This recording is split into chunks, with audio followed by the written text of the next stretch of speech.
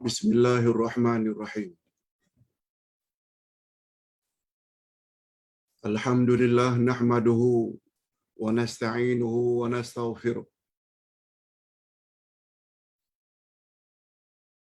Wa na'udzu billahi min shururi anfusina wa min sayyiati a'malina.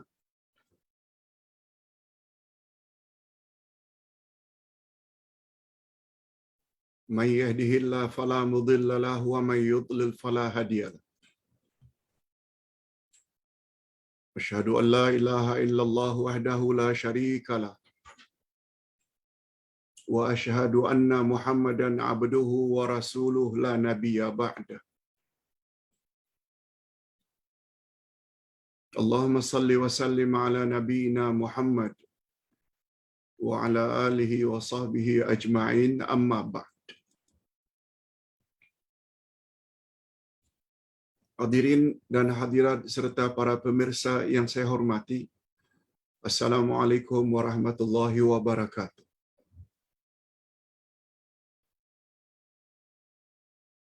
Alhamdulillah, kita bersyukur kehadirat Allah Azza wa Jalla yang telah memberi kita peluang, kesempatan untuk mendalami selok-belok agama Allah yang Maha Suci,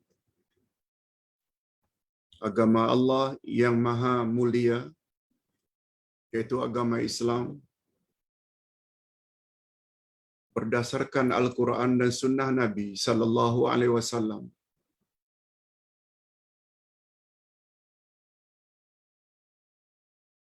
Pelajaran kita pada hari ini termasuk topik yang sangat penting,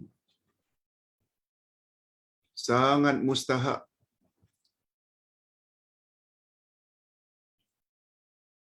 Sebab topik hari ini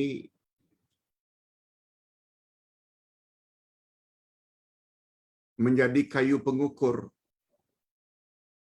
mulia hinanya seseorang di sisi Allah. Topik yang kita maksudkan adalah taqwa. Taqwa.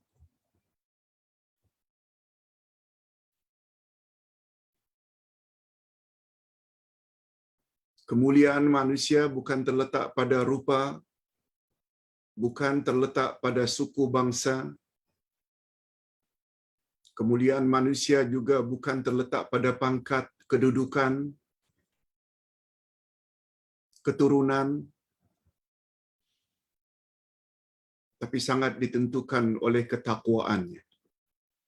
Nah, sekarang kita ingin tahu apa makna takwa. Takwa diambil daripada perkataan apa dan apa maksudnya. Ada tak dalil dari Quran dan Sunnah dan perkataan para sahabat bahwa takwa adalah kayu pengukur mulia tidaknya seseorang di mata Tuhan? Mari kita kaji. Walaupun hanya 3 lembar, 4-5 muka surat,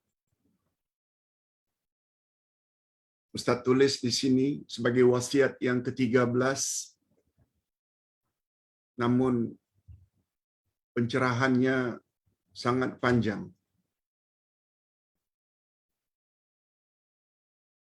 Bila kita ingin bercakap topik takwa ini, dia boleh sampai 10 siri bila dilihat dari segala angle.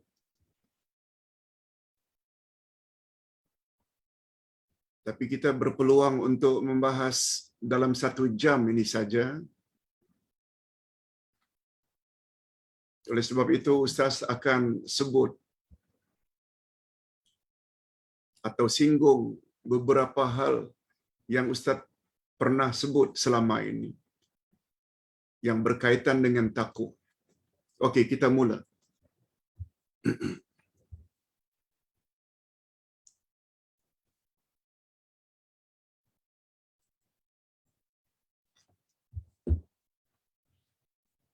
Takwa adalah derajat yang paling tinggi di dalam Islam. Yes.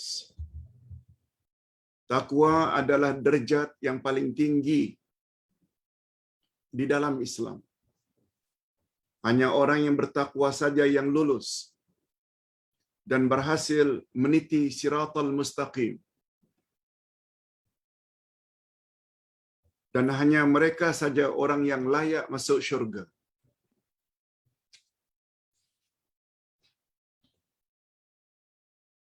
Sebagaimana keyakinan kita sebelum memasuki syurga mesti meniti siratal mustaqim.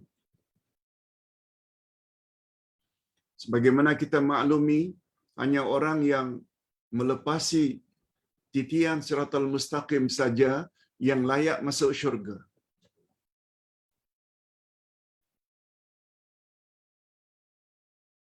Mereka yang dapat meniti dengan lancar di atas siratal mustaqim dan selanjutnya diperbolehkan masuk syurga hanya orang-orang yang bertakwa.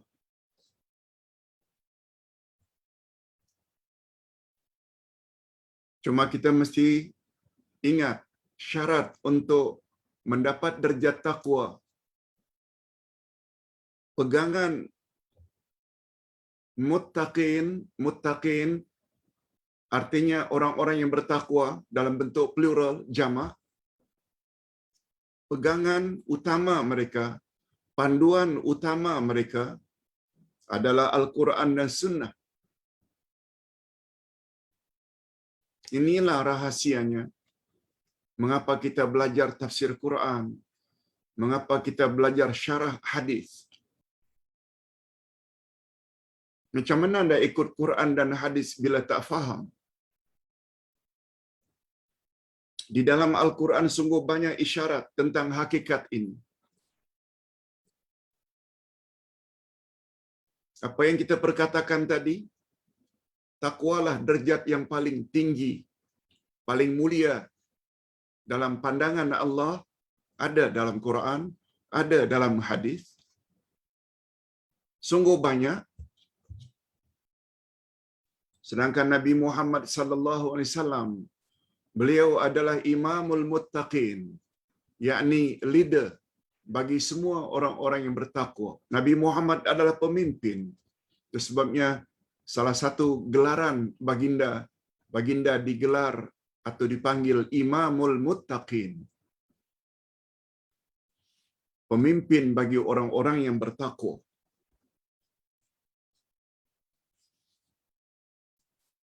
Itu sebabnya apabila kita ingin memiliki pemimpin, mesti pemimpin yang bertakwa. Nah, sekarang apa makna takwa? Sebelum kita bahas makna takwa, menurut bahasa dan menurut istilah, kita bacakan dulu ayat-ayat dan hadis-hadis Nabi yang berkaitan dengan takwa. Dalam hal ini Allah Subhanahu wa taala berfirman,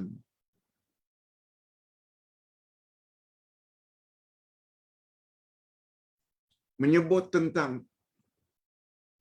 panduan dan pedoman orang-orang yang bertakwa adalah Al-Quran, disebut oleh Allah pada awal-awal Al-Quran lagi.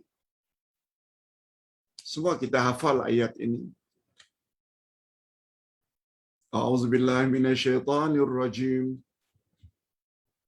Bismillahirrahmanirrahim. Alif Lam Mim. Zalikal kitabu la raiba fihi hudan lil muttaqin. Alif Lam Mim. Dalam ilmu tafsir, huruf-huruf tersebut tidak boleh diterjemahkan. Katakan saja wallahu a'lam. Hanya Allah saja yang lebih mengetahui maknanya. Sebagaimana alif lam ra, sebagaimana yasin, sebagaimana kaf ha ya ain sa, Jangan diterjemah. Katakan saja Allah lebih tahu akan maksudnya.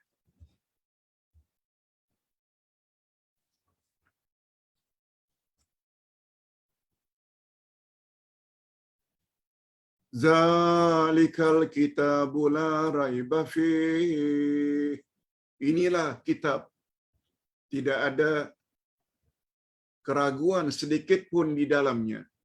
Hudal lil muttaqin. Dia adalah pedoman, petunjuk, panduan bagi orang-orang yang bertakwa.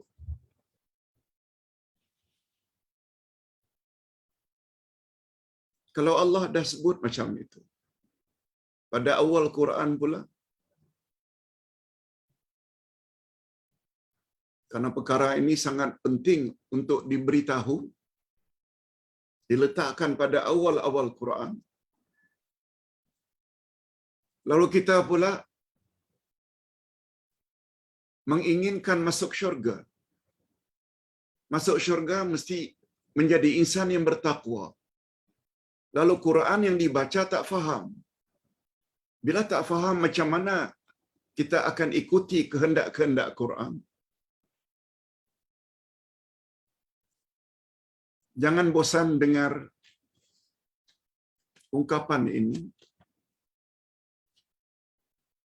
Ribuan kali Ustaz dah ulang-ulang perkara ini. Itu sebabnya kita perlu belajar tafsir. Itu sebabnya kita perlu belajar tadabbur. Allah sebut. Walaupun pada asalnya Quran diturunkan untuk petunjuk bagi umat manusia. Sila catat di sampingnya ayat 185 Al-Baqarah. Kalau ini tadi ayat 2, ayat 185 Al-Baqarah menyebut Syahrul Ramadan alladzi unzila fihi al-Quran hudal linnas. Pada bulan Ramadan kami turunkan mula-mula atau permulaan Al-Quran hudal linnas, sebagai petunjuk bagi umat manusia. Yes, itu asalnya. Tapi tidak semua manusia yang mau menjadikan Quran sebagai panduan. Lalu Allah sebut secara khusus hudal lil muttaqin. Dia adalah pedoman bagi orang-orang yang bertakwa. Orang kafir tak percaya pada Quran. Bukan hanya orang kafir. Dari kalangan umat Islam berapa banyak yang mengkritik Al-Quran. Kononnya kandungannya tak logik. Kandungan Quran khasnya hukum hakam, halal haram, tidak rasional. Nah, ini hati-hati. Golongan anti hadis dan golongan liberal. Hati-hati. Tapi orang bertakwa tak macam itu. Segala yang datang dari Quran dan sunnah Nabi, mereka selalu bersikap sami'na wa ata'na. Kami dengar dan kami taati. Golongan itulah yang layak mendapat siratal mustaqim.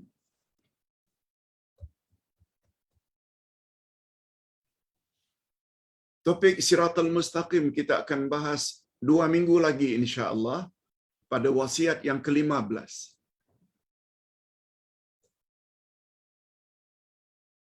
Next week wasiat yang ke-14 khas membahas tentang Quran dan sunnah.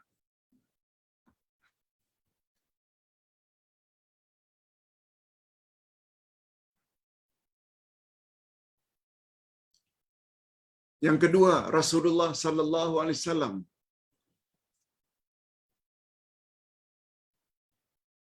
menyuruh agar kita umatnya hendaklah mengikuti jejak langkah baginda kalau ingin selamat. Bukan hanya baginda, kita juga mesti mengikuti Khulafaur Rasyidin. Abu Bakar, Umar, Osman dan Ali. Dari mana isyarat itu Pak Ustaz? Ini dia. Ayat 69 dari surat An-Nisa. Sebagai tafsiran daripada Siratal Mustaqim. Wa man yuti'illaha war rasul fa ulaika ma'al ladzina an'ama Allahu 'alaihim minan nabiyyin was-siddiqin wasyuhada'i was-salihin wa hasuna ulaika rafiqa. Siapa yang taat pada Allah dan Rasul,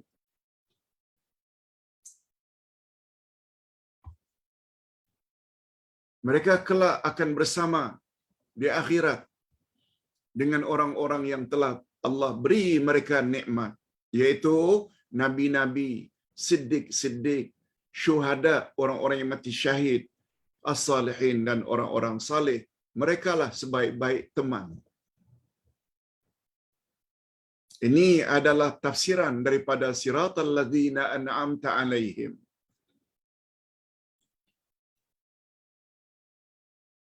Ustaz sentuh sepintas lalu memohon agar ditunjuki ke jalan yang lurus. Disebut atau kita baca minimal 17 kali dalam sehari. Karena salat kita ada 17 rakaat yang fardu. Setiap rakaat mesti baca Al-Fatihah.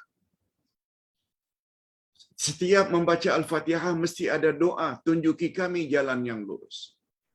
Tafsiran jalan yang lurus adalah ayat sesudahnya.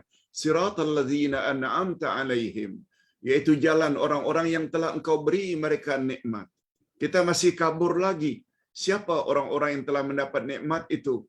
Allah explain lagi, Allah tafsir lagi pada ayat ini 69. Orang-orang yang telah diberi oleh Allah nikmat itu dan merekalah yang berada di atas jalan yang lurus adalah nabi-nabi, siddiqin, syuhada dan salihin. Dan untuk kita umat akhir zaman, nabi-nabi tentu saja Nabi Muhammad sallallahu alaihi wasallam kita mesti jadikan role model. Siddiqin, as-siddiq yang paling utama mendapat gelaran as-siddiq dari kalangan umat Muhammad, Abu Bakar as-Siddiq. Asyuhada yang mati syahid dalam menjalankan tugas keagamaan, Umar, Osman, Ali. Kesemuanya 4 Khulafaur Rasyidin. Terdiri dari siddiqin dan syuhada. Baru kemudian as-salihin, orang-orang saleh. Urutan itu Nabi, siddiq, syuhada dan salihin juga memberi makna siapa di antara mereka yang 4 itu yang perlu kita beri priority, keutamaan. Jangan ta'assub dengan orang saleh. Lalu didatangkan Quran, didatangkan hadis Nabi, didatangkan amalan dan akidah Abu Bakar As-Siddiq, Umar, Utsman dan Ali. Lalu mereka diketepikan. No. Itu boleh membawa kepada songsang. Yang akhir didahulukan daripada yang pertama, kedua dan ketiga. Okey. Pembahasan yang lebih lanjut kita akan bahas 2 minggu akan datang ketika membahas tentang Siratal Mustaqim dengan panjang lebar. Nah, sekarang masuk ke bahagian pencerahan. Pencerahan dengan makna penjelasan. Kalau di sana sini ada semacam kesamaran, tidak pasti. Pencerahan dengan makna sesuatu yang pasti. Sesuatu yang meyakinkan. Macam mana caranya Pak Ustaz? Kita perlu pada pencerahan. Okey, ini pencerahan. Takwa menurut bahasa adalah al-wiqayah. Al-wiqayah maknanya memelihara. Memelihara diri.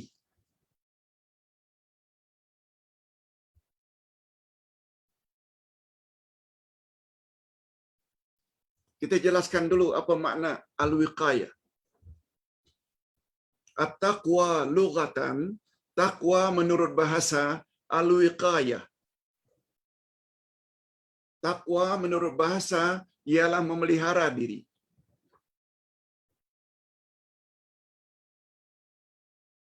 Memelihara dari segala keburukan.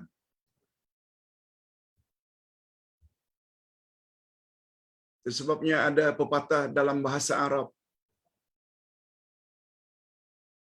yang juga terdapat di dalam semua bahasa, termasuk bahasa Inggris. Yang dalam bahasa kita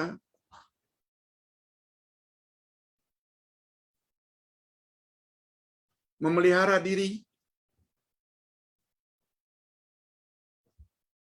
daripada ditimpa bahaya, memelihara diri daripada ditimpa penyakit, termasuk COVID-19, virus. Memelihara diri khairun minal ilaj, lebih baik daripada mengobati. Dalam bahasa Arabnya, al-wiqayatu khairun minal ilaj.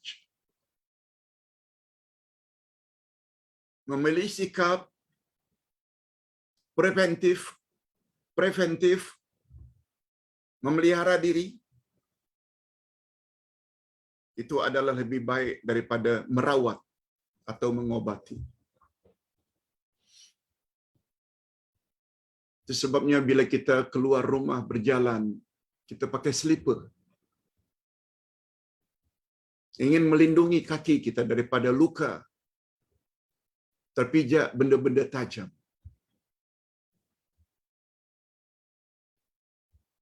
Bila musim sejuk, kita pakai baju yang agak tebal. Bila ada hujan, kita gunakan payung untuk melindungi kita daripada ditimpa hujan.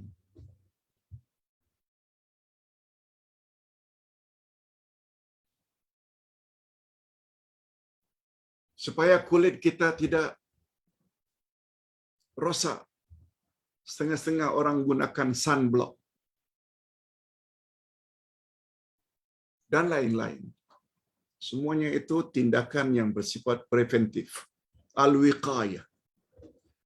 Jadi makna asal takwa adalah al-wiqayah. Al-wiqayah maknanya memelihara. Okey, itu dulu menurut bahasa. Apa menurut istilah agama, Pak Ustaz? At-taqwa syar'an, menurut istilah syarak, ini dia. Sedangkan menurut istilah syarak, istilah agama, para ulama memberi definisi atau ta'rif taqwa berbeza-beza. Namun demikian, definisi tersebut saling melengkapi, bukan bertentangan. Ustaz buat contoh. Menurut Abdullah ibn Mas'ud radhiyallahu anhu, at-taqwa, kata beliau, an yuta'a wa la yu'sa, an yushkara wa la yukfar, an yuzkara wa la yunsa. Takwa ialah takwa pada Allah, maksudnya takwa pada Allah adalah Allah hendaklah ditaati, dipatuhi, jangan dimaksiati. Satu. Allah hendaklah disyukuri nikmatnya, jangan dikufuri, jangan kufur nikmat. Yang ketiga, Allah hendaklah diingati, jangan dia dilupakan. Ini definisi takwa menurut Abdullah bin Mas'ud radhiyallahu anhu. Allah hendaklah ditaati, dipatuhi, jangan dia dimaksiati. Allah hendaklah disyukuri nikmatnya, jangan dikufuri. Yang ketiga, Allah hendaklah diingat selalu, jangan dilupakan. Itu dia takwa. Sudah ada tak pada diri kita sifat-sifat itu? Suruhan Allah kita buat, larangannya dijauhi,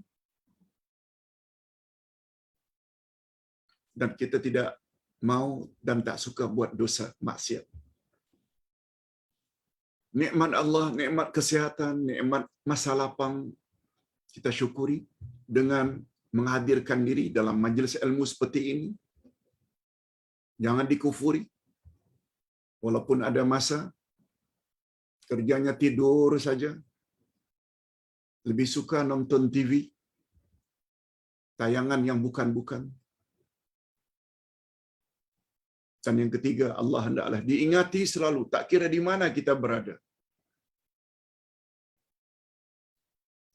Sebabnya Nabi Muhammad sallallahu alaihi wasallam pernah bersabda yang dianggap oleh ulama Islam sebagai sepertiga dari ajaran Islam.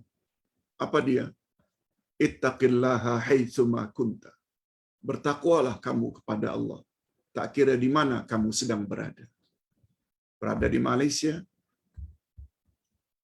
berada di London, berada di Washington, berada di Tokyo, berada di atas pesawat, kapal terbang. Bila masa waktu tetap salat. Tetap menutup aurat. Tetap tidak akan buat perkara-perkara tak senonoh. Walaupun tak ada seorang yang melihat kita. Yes.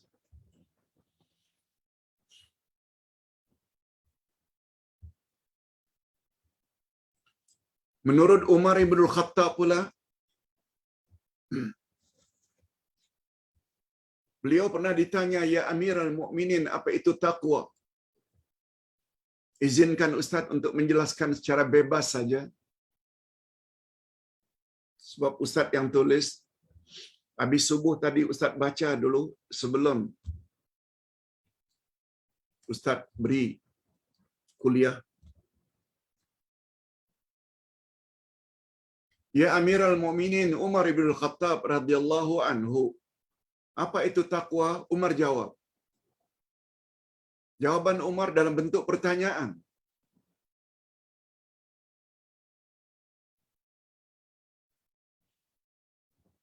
Wahai sahabat, bagaimana pendapatmu jika engkau ingin berjalan di suatu jalan yang penuh ditabur dengan duri-duri tajam?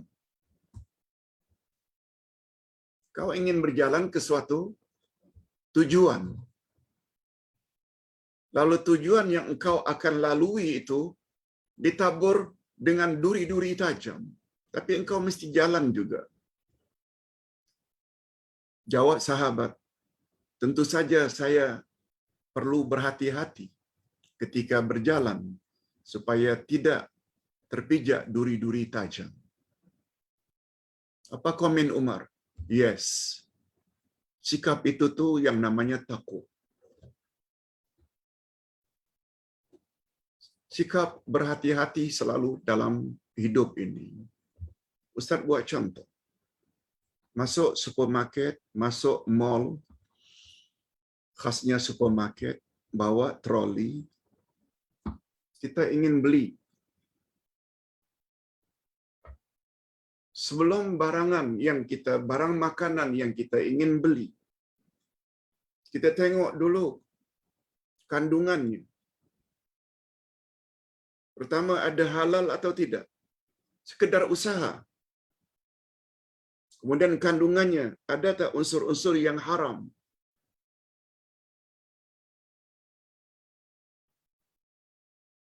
Semua clear, masuk. Pergi lagi nampak. Sebelum masukkan ke dalam troli, kita pastikan dulu barang-barangan yang kita akan makan sekeluarga itu halal belaka. Dan alhamdulillah kerajaan kita Malaysia cukup ambil berat dalam hal ini. Malah ditetapkan mana-mana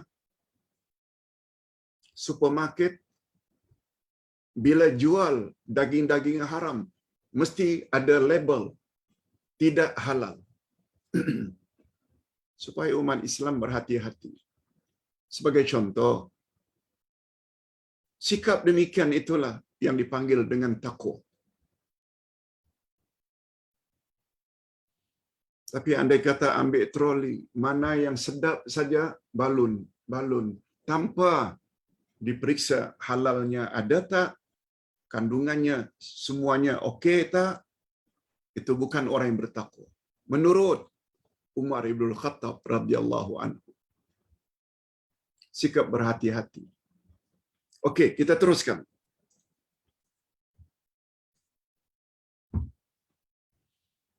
Menurut Ali bin Abi Talib. Nah, ini definisi yang digunakan pakai oleh para ulama sejak dahulu hingga sekarang. Karena definisi Sayyidina Ali ini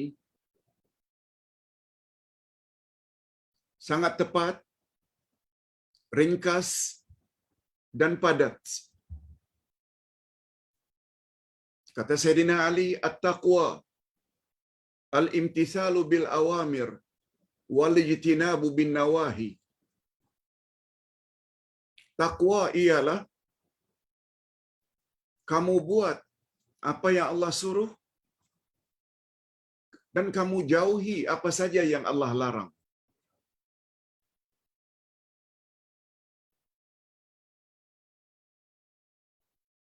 Atau dengan istilah lain, al-imtithalu bil awamir wal ijtinabu ma naha anhu wa zajar. Juga boleh istilah itu sebagaimana yang tertulis. Atau dengan istilah lain, wal ijtinab bin nawahi, sama. Buat apa saja yang Allah suruh. Disuruh salat, disuruh puasa, disuruh tutup aurat bila berada di khalayak ramai.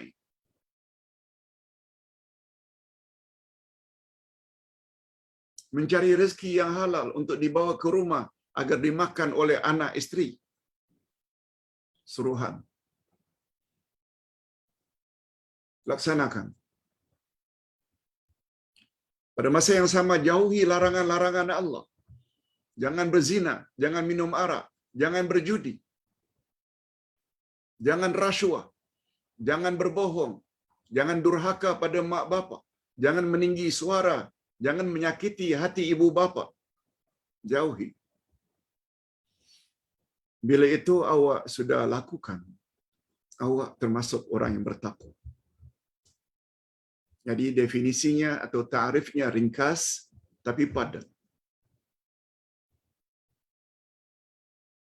Orang yang macam ini yang bakal lancar ketika meniti siratal mustaqim.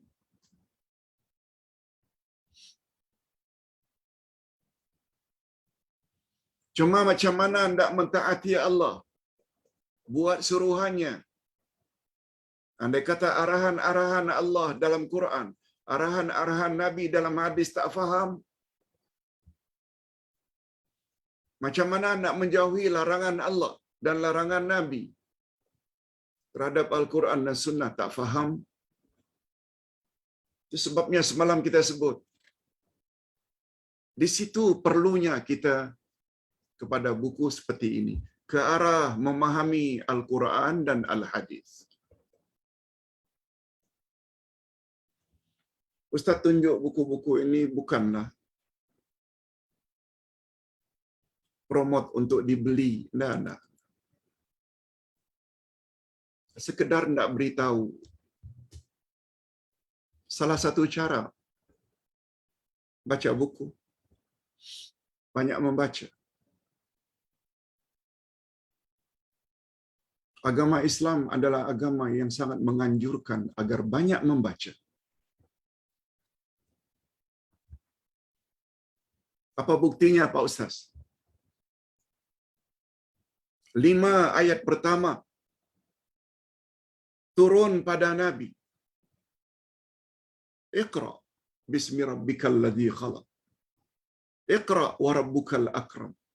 Baca. Diulang berkali-kali, baca, baca.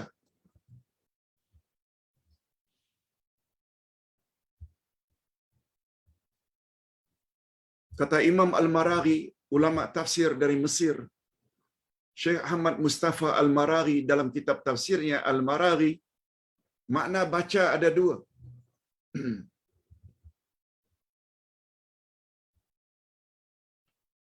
Ada dua kitab yang kita perlu baca. Apa dia, Pak Ustaz? Waduh, kalau begitu dah lebih lah. Saya ada 10 buku, Pak Ustaz. Pak Ustaz kata hanya dua saja.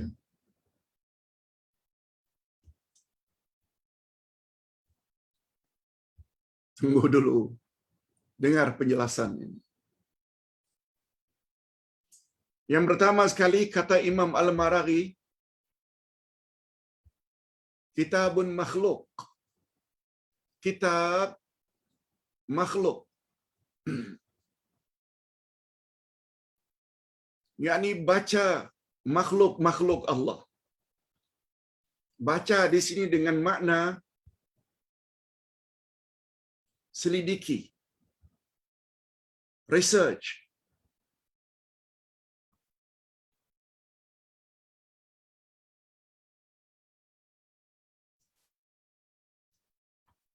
Langit, bulan, bintang, matahari, lautan, dasar laut, dasar bumi, pohon-pohonan, binatang. Semua itu makhluk. Itu sebabnya Malaysia ada Mardi yang menyelidiki dalam bidang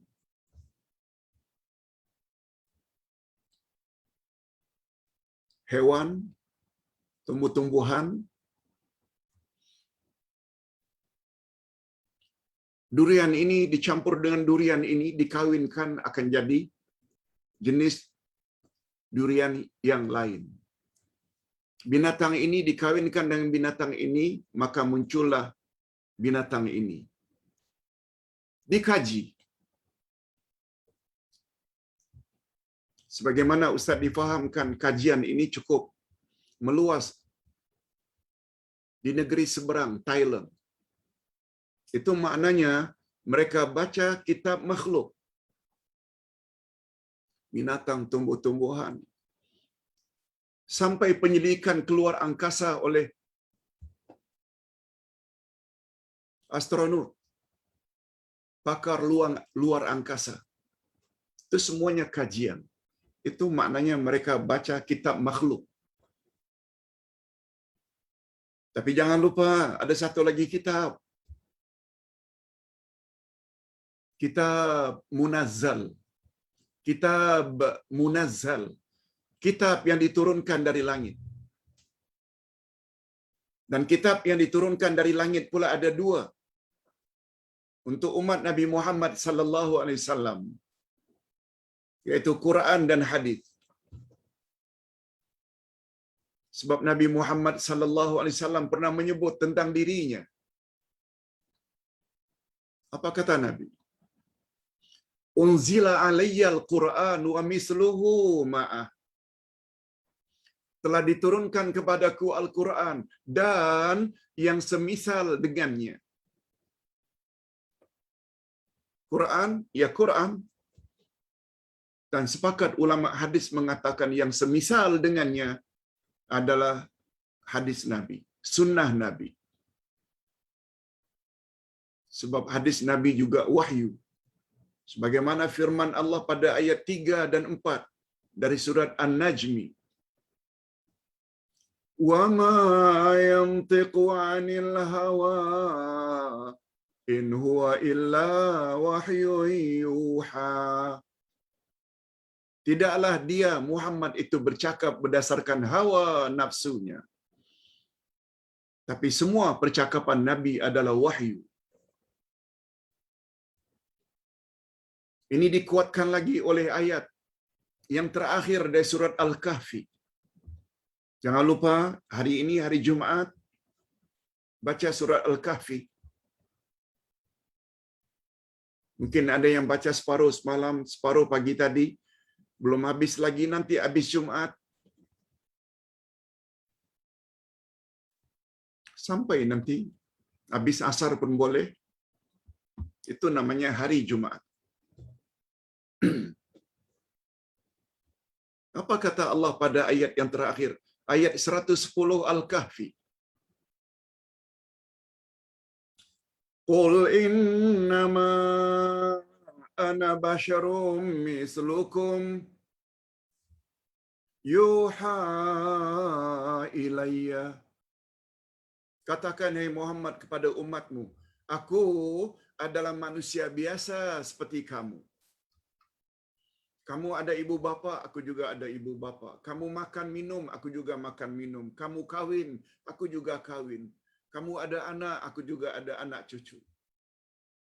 Kamu sakit, aku juga sakit. Kamu mati, aku juga wafat. Exactly. Nabi bukan malaikat, Nabi bukan jin. Manusia biasa. Ana basyarum mislukum. Basyar maknanya insan. Semisal kamu. Cuma apa kata Nabi? Apa kata Allah tentang Nabi? Yuha ilayya. Hanya saja pembeza aku dengan kamu. Kepadaku diturunkan wahyu. Itu yang kita tak ada. Tapi Nabi yuha ilayya. Diturunkan wahyu kepadaku. Annama ilahukum ilahu wahid. Namun demikian, walaupun aku terima wahyu, Tuhanmu tetap Allah yang Maha Esa. Ilahun wahid. Tuhan yang satu. Okey. Nanti apabila kita baca ayat itu, ingat selalu tafsirannya ini. Cuma kata setengah ulama berdasarkan pengalaman. Ini bukan dari Nabi. Dia termasuk amalan mujarrabat. Bila bahagian itu tu dibaca sebelum tidur.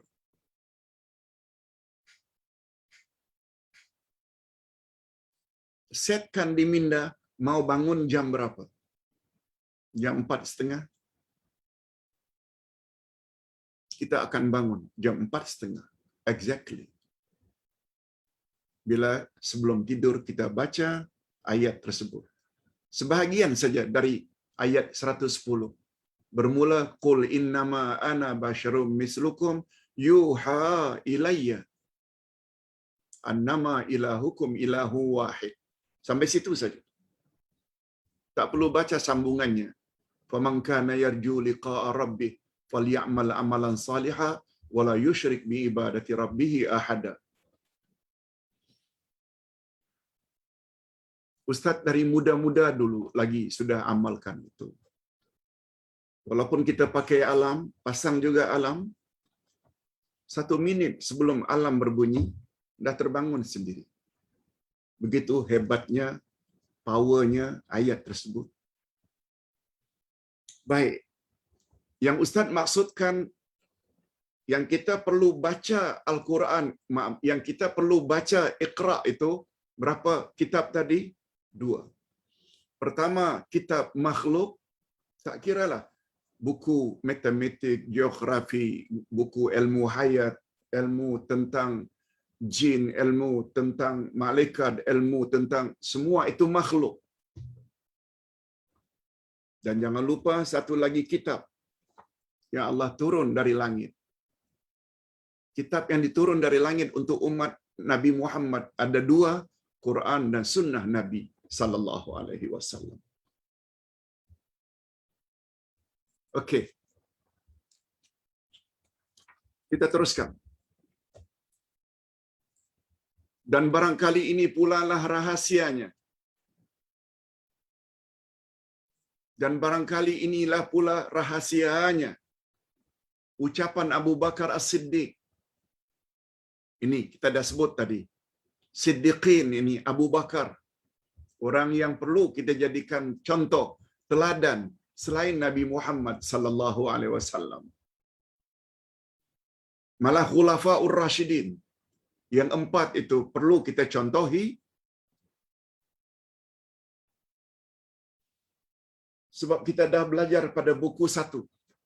Ini buku 2. Buku 1 pelajaran terakhir, pelajaran 30.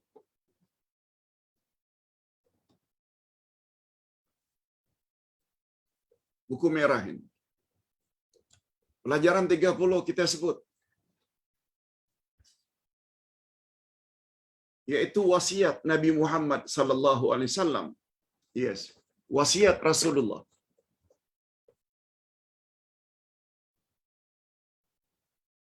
Di antara wasiat baginda ketika beliau akan wafat.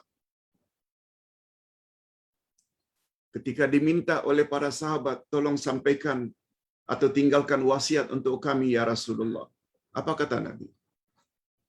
Di antaranya, kalau ingin wasiat sempurna, sila baca buku tadi.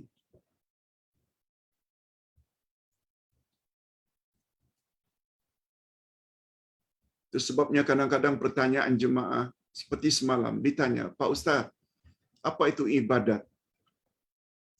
Mengapa ada orang buat ibadat sesuka hati? Ustaz jawab, sangat panjang uraian tentang makna ibadat. Ibadat ada ibadat am, ada ibadat khas. Kalau Ustaz WhatsApp saja, sila baca kitab Akidah Ahlus Sunnah wal Jamaah jilid 1. Di sana Ustaz ada tulis tentang pembahagian ibadat secara detail. Gitu saja. Tak larat nak jawab WhatsApp itu dengan panjang lebar. Itu gunanya kita tulis buku. Kalau ditanya apa itu wasiat Rasulullah menjelang wafatnya, Ustaz kata, baca pelajaran yang ke-30, pelajaran terakhir, ke arah memahami Al-Quran jilid 1. Satu di antara wasiat baginda, man ya'ish minkum fasayara ikhtilafan katsira, alaikum bisunnati wa sunnatil khulafa ar-rasyidin al-mahdiyyin min ba'di, addu 'alaiha bin nawajiz. Jika kamu punya umur yang panjang, kelak kamu akan jumpa banyak sekali perbalahan dalam urusan agama. Jika kamu ketika itu ingin selamat, ikut saja sunnahku dan sunnah khalifah-khalifah ar-rasyidin sesudahku. Gigit sunnah-sunnah itu dengan gerahammu. Maknanya jangan tinggalkan.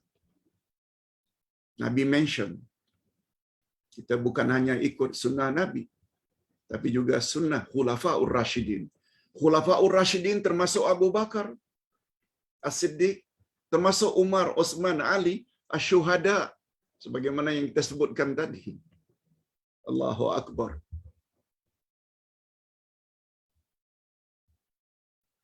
Masalahnya kita baca atau tidak, itu masalah. Malah bukan baca saja. Sudah baca, faham, amalkan. Malah bukan saja amalkan, sebar-sebarkan. Itu sebabnya setiap topik yang Ustaz tulis, Ustaz harap sila share pada kawan-kawan supaya sama-sama mendapat manfaat dunia dan akhirat.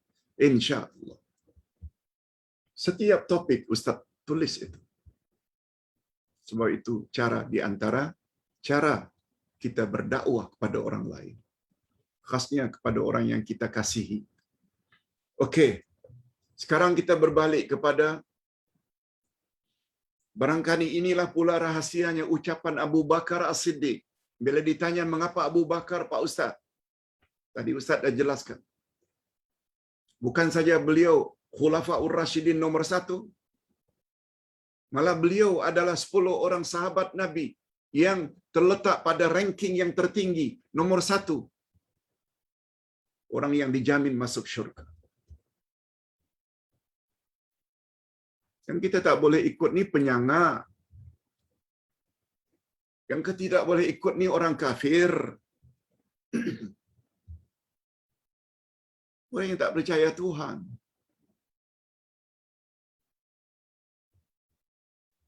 Nah sekarang orang yang diletak oleh Nabi sebagai nomor 1 dari 10 yang garanti masuk syurga. Yang telah berkhidmat untuk Islam luar biasa. Berani mengiringi Rasulullah untuk hijrah. Padahal besar kemungkinan akan dibunuh. Kalau mereka dapat temui ketika mengejar baginda dengan Abu Bakar As-Siddiq. Baginda Abu Bakar Siddiq sampai menangis begitu melihat kaki-kaki orang-orang kafir sudah berada di luar gua. Abu Bakar As-Siddiq. Beliau termasuk murid Rasul nomor 1.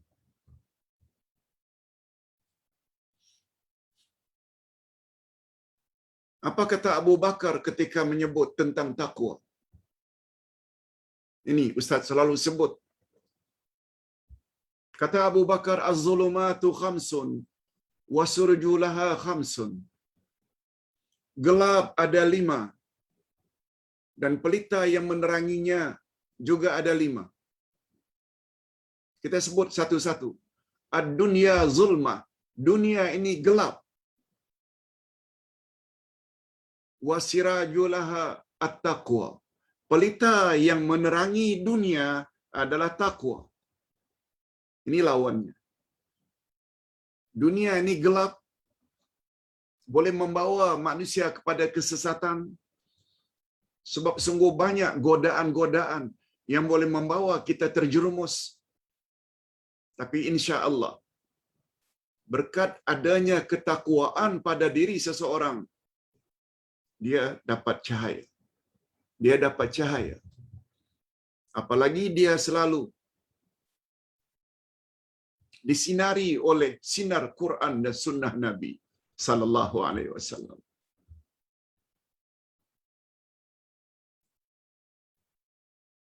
Mengapa dunia dipanggil gelap, Pak Ustaz? Karena dunia penuh dengan cabaran dan cobaan.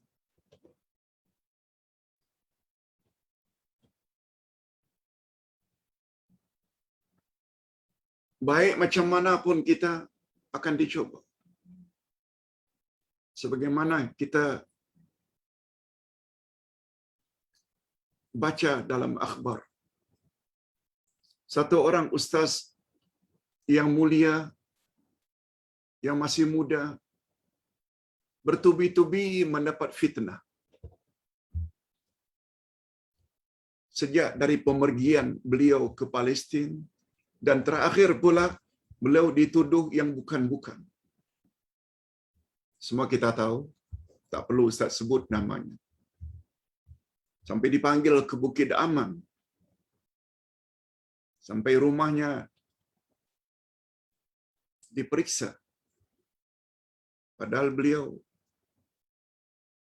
tidak buat apa-apa. Ini tidak bermakna baiknya kita tidak dicoba oleh Allah. Diuji demi diuji. Jangankan kita. Ketika Nabi ditanya, "Ya Rasulullah, makhluk Allah yang bagaimanakah yang paling banyak diuji oleh Allah?" Nabi jawab, "Al-Anbiya."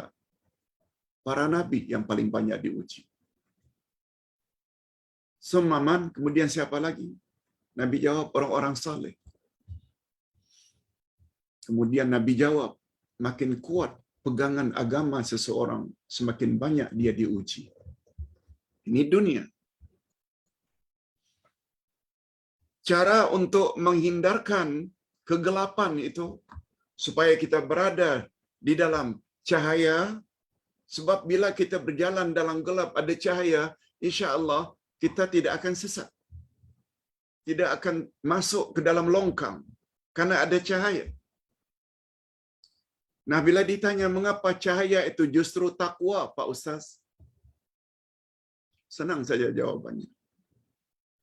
Karena panduan orang yang bertakwa adalah Al-Quran. Adalah wahyu.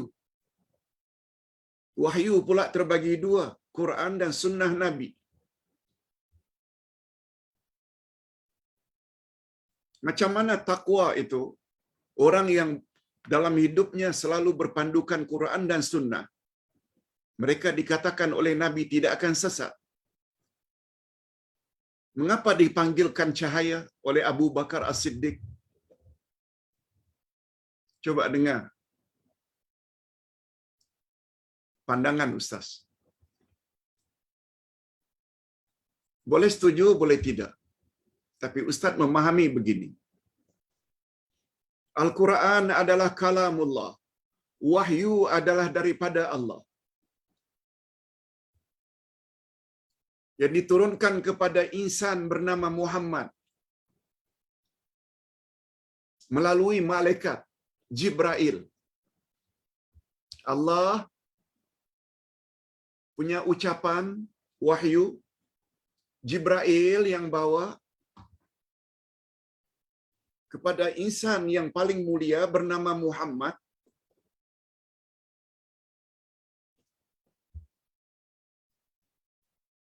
yang akhirnya wahyu itu dipanggil Quran dan Sunnah. Dalam kajian Ustaz, itulah dia cahaya. Allah menamakan dirinya di dalam Al-Asma'ul Husna, Allahu Nurun. Allah itu adalah cahaya. Allahu Nurus Samawati wal Ardh. Allah adalah cahaya langit dan bumi. Malaikat dicipta oleh Allah juga dari nur, cahaya. Allah cahaya, nur. Malaikat yang membawa wahyu juga nur. Salah satu daripada 56 nama Nabi Muhammad. Nabi Muhammad juga dipanggil Nur.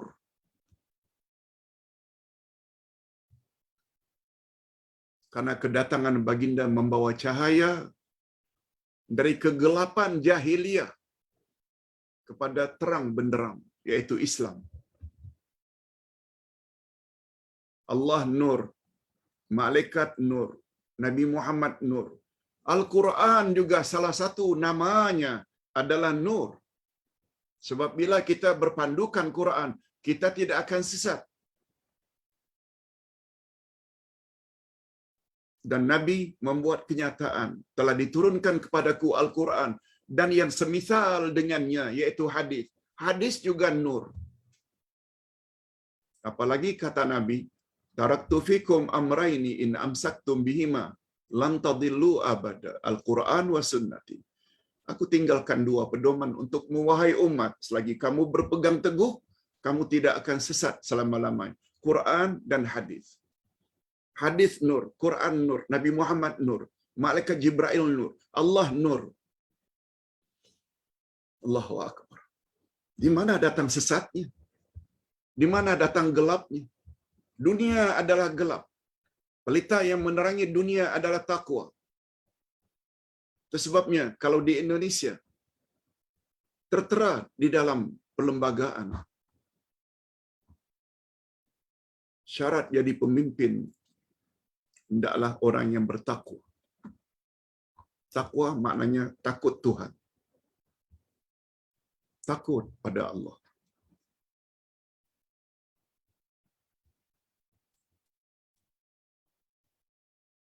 Maknanya orang yang kuat agama. Ustaz teruskan. Wadzambu zulma wasirajulahu at-taubah. Dosa adalah gelap. Az-zambu dosa, zulma. Zulma itu boleh diartikan zalim, boleh juga diartikan gelap.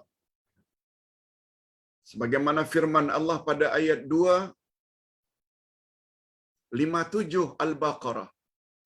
Allahu waliyul ladzina amanu yukhrijuhum minaz zulumati ilan nur. Allah adalah pemimpin tertinggi orang-orang yang beriman, yang mengeluarkan manusia daripada kegelapan dan membawa manusia kepada terang benderang. Zulumah. Dosa itu adalah gelap. Itu sebabnya kata Nabi, apabila seorang buat dosa, satu bintik hitam melekat pada hatinya. Bila 10, 10. Tapi bila dia segera tobat, maka hatinya akan putih bersih kembali. Itu maksudnya, dengan tobat saja kita menjadi bersih. Itu sebabnya dosa adalah gelap, pelita yang meneranginya tobat. Al-qabru zulma wasiraju lahu la ilaha illallah Muhammad Rasulullah. Kubur adalah gelap dan pelita yang menerangi kuburan adalah la ilaha illallah Muhammad Rasulullah. Dia ada kaitan. Apa yang Ustaz tulis di dalam kitab, cara tepat menjawab soalan kubur. Di antara pertanyaannya, siapa Tuhan? Macam mana anda jawab bila kita tak faham apa itu syarat rukun la ilaha illallah? Wa man nabiyuka, siapa nabimu? Macam mana anda jawab kalau kita tak tahu apa dia rukun Muhammad Rasulullah? Itu semua tertera di dalam kitab Ustaz ke arah memahami hakikat dua kalimah syahadat. Dan lebih jelas lagi di dalam kitab jawaban tepat terhadap pertanyaan mukar wa nakir dalam kubur. Itu sebabnya kata Abu Bakar, gubur itu gelap, kubur itu gelap. Dan pelita yang meneranginya adalah la ilaha illallah Muhammad Rasulullah. Kalau kita takut masuk kubur karena gelap, sempit, ketahuilah, keadaan kubur sangat tergantung siapa yang masuk. Bila orang itu orang yang bertakwa, kuburan yang sempit itu akan diluaskan oleh Allah Subhanahu wa taala sejauh mata memandang. Diterangi dengan lampu-lampu yang cemerlang, dihamparkan permaidani, dan tak boleh kita bayangkan.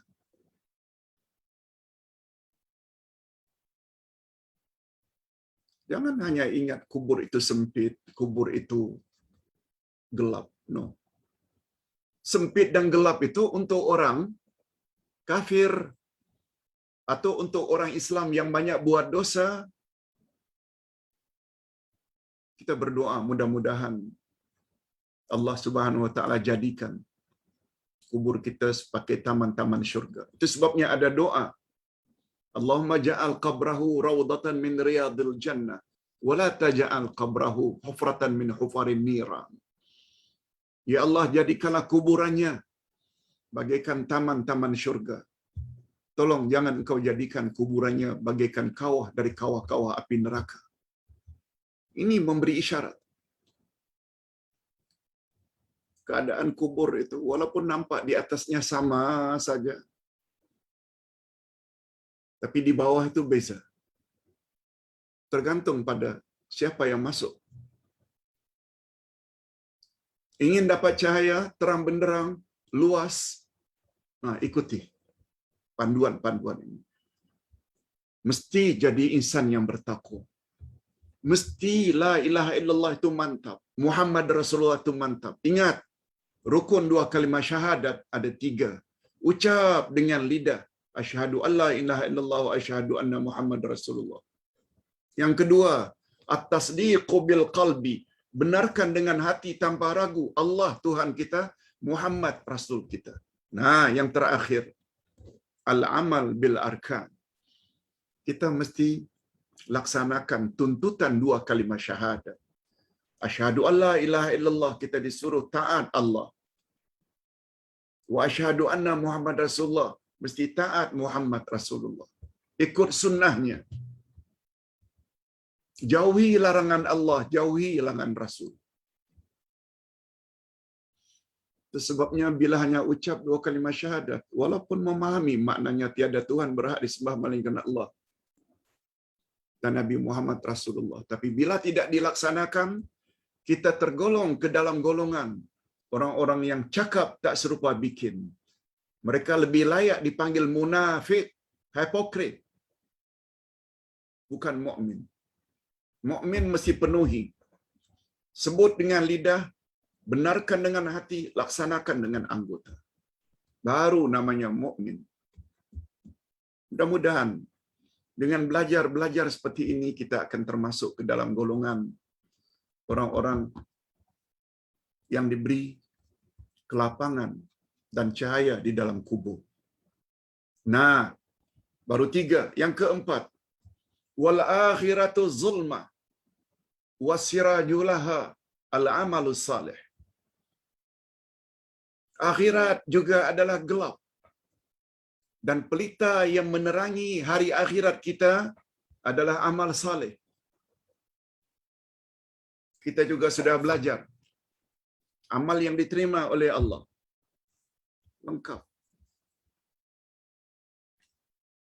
12 pedoman ibadat agar amal kita diterima oleh Allah. Pertama-tama Ustaz sebut, syarat agar jadi orang yang berjaya di akhirat, mesti muslimat, mesti masuk Islam dulu. Amalan orang Islam belum tentu diterima, mesti ikhlas lillah, ikhlas dengan makna tauhid, semata-mata karena Allah ketika beribadat. Dan syarat yang ketiga ni banyak umat Islam Nusantara yang terlepas pandang, yaitu ittiba'ur rasul, ikut cara Rasul. Sebab Nabi bersabda, siapa buat amalan tidak ikut cara kami, amalnya ditolak, Allah reject.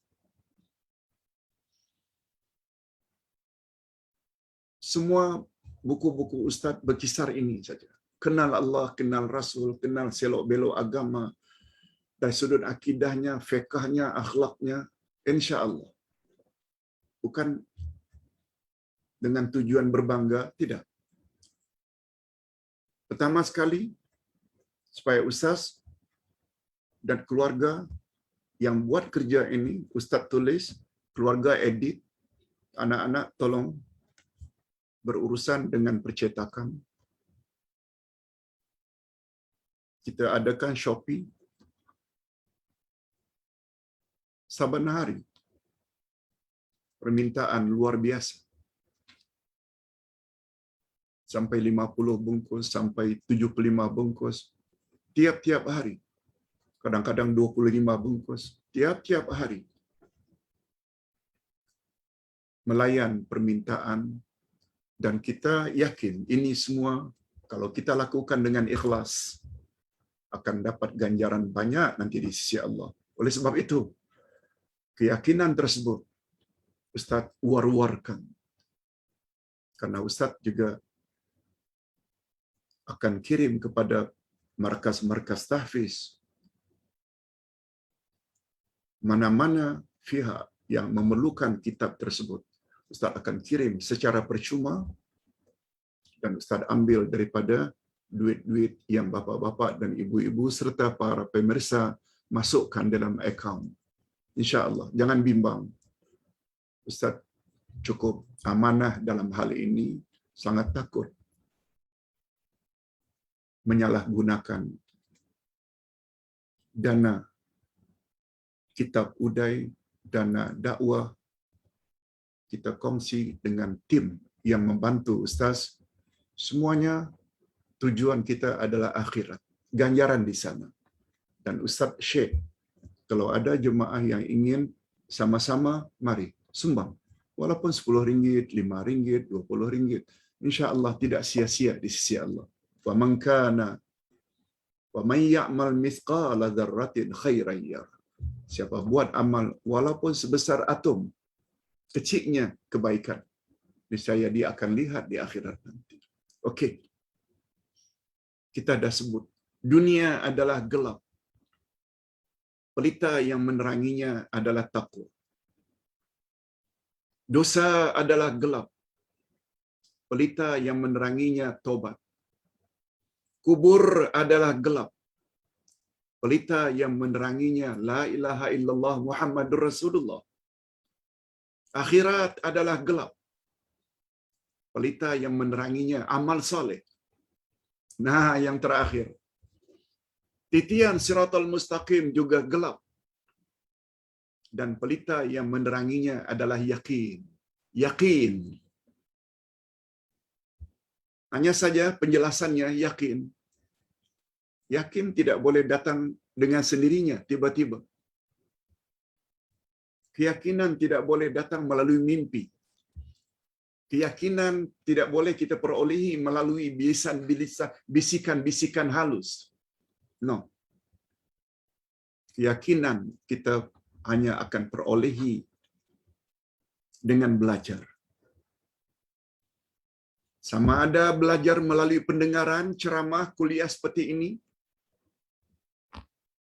sama ada belajar melalui pembacaan, ini boleh membuat kita lebih yakin lagi. Bila tak faham apa yang kita dengar dalam YouTube. Itu sebabnya mengapa ada usaha, mari kita bedah 7 kitab dalam seminggu. Semuanya ada. Ustaz yakin, dia boleh membina keyakinan. Ingat, Islam adalah agama yakin, bukan agama agak-agak. Mudah-mudahan apa yang Ustaz sampaikan ini ada jugalah manfaatnya. Selama 1 jam 13 minit,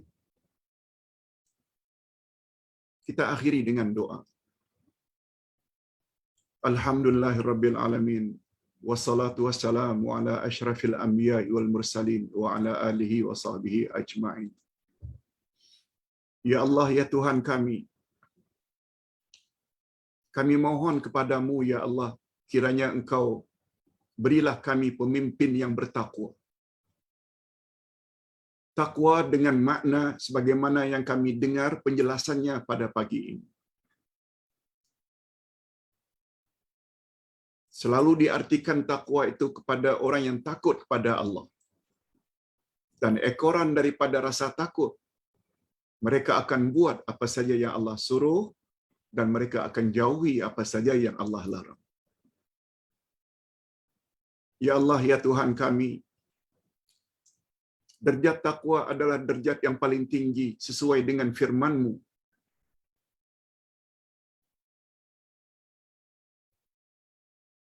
Inna akramakum indallahi atqakum. Sesungguhnya orang yang paling mulia di antara kamu adalah orang yang bertakwa. Takwa, sebagaimana definisi Sayyidina Ali, buat suruhan-Mu ya Allah, jauhi larangan-Mu. Oleh sebab itu berilah kami sifat takwa ya Allah. Berilah kami dorongan untuk mempelajari Al-Quran dan As-Sunnah. Sebab hanya dengan berbuat demikian kami tidak sesat di dunia dan kami boleh berjalan dengan lancar ketika meniti Siratal Mustaqim dan selanjutnya orang-orang termasuk ke dalam golongan orang-orang yang layak memasuki syurga. Rabbana atina min ladunka rahmah wa hayyi' lana min amrina rasyada. Allahumma khtim lana bi husnil khatimah wa la takhtim alaina bi su'il khatimah. Wa sallallahu ala nabiyyina Muhammad wa ala alihi wa sahbihi ajma'in. Subhana rabbika rabbil izzati amma yasifun. Wa salamun alal mursalin walhamdulillahi rabbil alamin. Subhanakallahumma wa bihamdik asyhadu an la ilaha illa anta astaghfiruka wa atubu ilaik. Wassalamualaikum warahmatullahi wabarakatuh.